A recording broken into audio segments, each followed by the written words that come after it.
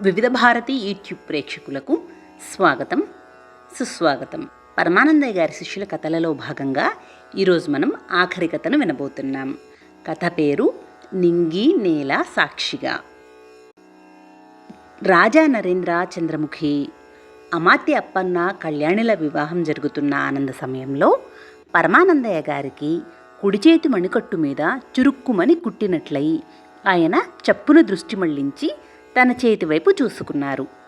కుడి చేతి మణికట్టు మీద 2 నల్లటి చీమల జంట విలాసంగా అక్కడే విహరిస్తూ ఉన్నాయి. శివుని ఆజ్ఞ లేనిదే చీమైనా కుట్టదు అంటారు కదా. ఆ ప్రాంతంలో ఎక్కడా చీమలు లేవు. అది చీమలు సంచరించే వేళ కాదు.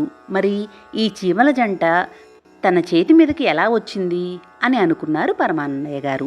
ఆయన సందిగ్ధాన్ని గ్రహించినట్లు ఆడచీమ గలగలా నవ్వి, మీ భక్తుడు పరమానందయ్య మిమ్మల్నే అనుమానిస్తున్నాడు స్వామి అంది. మగచీమ ముసిముసిగా నవ్వి, మరే సరిగ్గా సంవత్సరం క్రితం మహాశివరాత్రి నాడు నన్ను కోరిక కోరాడు. అది తీరుస్తానని మాటిచ్చి గండు చీమల లాంటి 7 శిష్యుల్ని పంపించా. వాళ్ల ద్వారా సమస్యలన్నీ తీరాయి. రాజ్యం బాగుపడింది. రాజుగారికి పెళ్ళవుతోంది. కలలో కూడా ఊహించని విధంగా మహామంత్రి అప్పనాచార్యుడు కన్న కూతురికి వరుడయ్యాడు.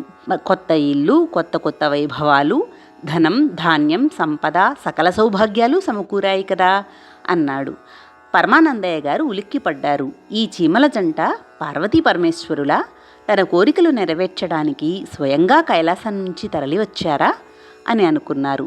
చటుక్కున చీమల వైపు చూశారు పరమానందయ్య గారు. మరుక్షణం మెరుపులా తళుక్కుమంటూ చీమల జంట అదృశ్యమైపోయింది. సరిగ్గా అదే సమయంలో మంగళేధారణ భజంత్రీలు అన్న పురోహితుడు హెచ్చరికలతో మంగళ వాయిద్యాలు మారుమ్రోగుతూ ఉండగా మంగళసూత్రధారణ జరిగింది.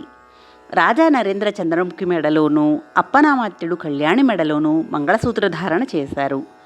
పురోహితుడు పరమానందయ్య గారి చేతిలో అక్షింతలు పెడుతూ శ్రీరస్తు, శుభమస్తు, కళ్యాణమస్తు అంటూ తాను వధూవరులపై అక్షింతలు చల్లాడు. సరిగ్గా అదే సమయంలో కృష్ణానదిలో బుడుంగున నీట మునిగారు 7 శిష్యులు. పరమానందయ్య గారు అప్రయత్నంగా అటువైపు చూస్తూ, ఒరే నాయనలారా అంటున్నారు. అంతలో 7 నీళ్లలో నుంచి తలలు పైకెత్తి లేచారు. వాళ్ళని చూస్తూనే నిర్ఘాంతపోయారు పరమానందయ్య గారు. ఇప్పుడు వాళ్ళు బుద్ధిహీనులైన శిష్యులు కాదు, శాప విముక్తులైన మహాతపస్సులు. అంతలో వారి కోసం కైలాసం నుండి దివ్య విమానం దిగి వచ్చింది. 7 విమానంలో ఆసీనులయ్యారు. అంతటా ఆది రూపం నుండి తన నిజరూపంలోకి మారిన కుశగుడు జరిగిన కథని క్లుప్తంగా వివరించి, పరమానందయ్య గురువర్య, అమరేశ్వర స్వామివారి లీలా నాటకంలో మీరు మేము పాత్రధారులం అయ్యాం. రాజా నరేంద్ర గంధర్వకాంత చంద్రముఖి దాంపత్య ఫలంగా జన్మించే వారసులు అమరావతి కీర్తి ప్రతిష్టలను ఇనుమడింపచేస్తారు. కాలక్రమంలో అమరావతి మహానగరమై ప్రపంచఖ్యాతి గడిస్తుంది. మా కోరిక మేరకు మేము కైలాసవాసుని దివ్య సన్నిధికి చేరుతున్నాము. మేము మీ చెంత లేకపోయినా నింగి నేల సాక్షిగా మన అనుబంధం ప్రపంచ ప్రసిద్ధం అవుతుంది.